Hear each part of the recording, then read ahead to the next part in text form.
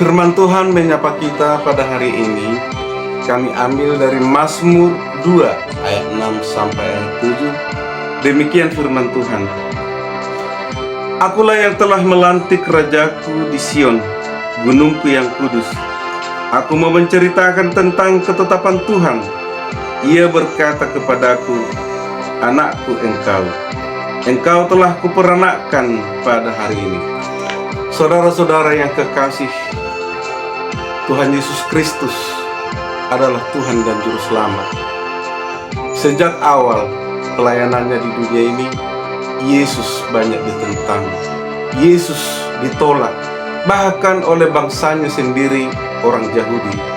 Apapun yang dikatakan Tuhan Yesus Kristus kepada sebagian besar kaum cerdik pandai, kaum orang-orang terpelajar, orang-orang besar di tanah Israel, bangsanya sendiri, Yesus ditolak di sana. Yesus Kristus yang telah ditentukan oleh Bapa menjadi penyelamat dunia ini ditolak oleh umatnya sendiri. Saudara-saudara yang kekasih, firman Tuhan berkata pada hari ini, akulah yang telah mengurapi dan melantik raja di Sion. Artinya, kedatangan Tuhan Yesus Kristus ke tengah-tengah dunia ini adalah rencana Allah Bapa sendiri.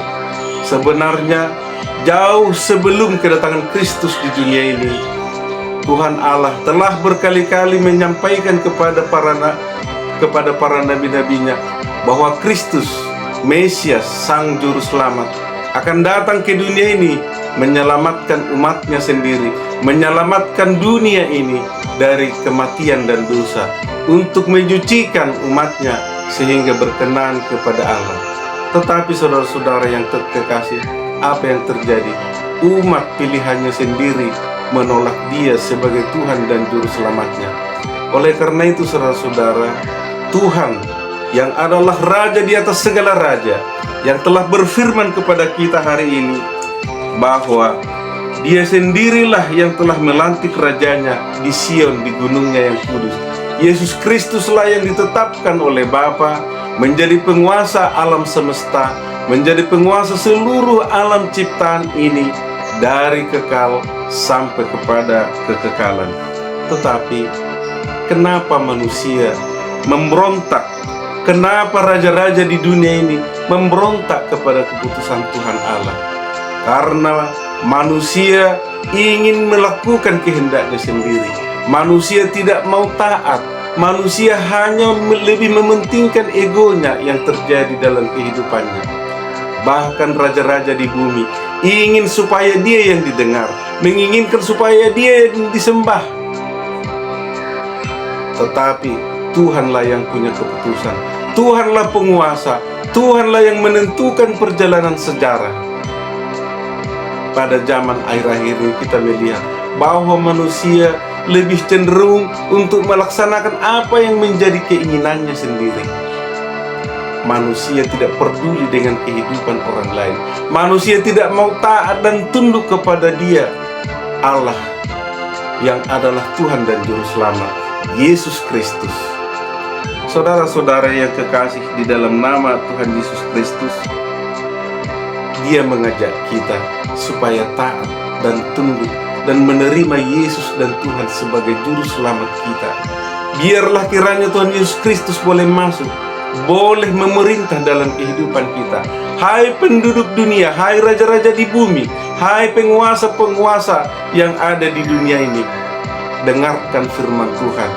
Dia mengajak engkau, Dia menyuruh engkau, Dia memberikan perintah kepadamu agar tunduk dan taat kepada Raja di atas segala raja, yaitu Tuhan Yesus Kristus, Tuhan dan Juru Selamat. Bila engkau menolak, bila engkau merasa diri kau lebih pintar, bila engkau merasa diri kau mampu mengatur dirimu bahkan dunia ini, ketahuilah Allah di sorga akan memperolok-olok engkau, akan menolak engkau, akan menjadikan dirimu sendiri terbuang, dan hukumannya adalah di tempat kegelapan yang kekal. Oleh karena itu, sebagaimana firman Allah di dalam kitab Ibrani mengatakan, pada hari ini jika engkau mendengarkan suaranya, Janganlah keraskan hatimu seperti pada hari perbantahan di padang gurun, di mana engkau menolak aku, padahal engkau telah melihat apa yang telah kulakukan. Saudara-saudara yang terkasih, betapa berbahayanya bila menolak Allah yang hidup. Betapa mengerikannya bila Allah sudah tidak berkenan akan hidup kita.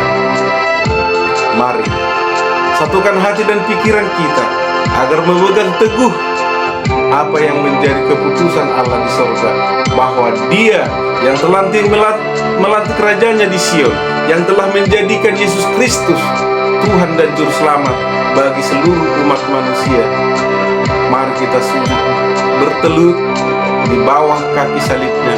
Di sanalah terdapat keselamatan, di sanalah terdapat damai sejahtera, di sanalah terdapat hidup kekal sampai selama-lamanya.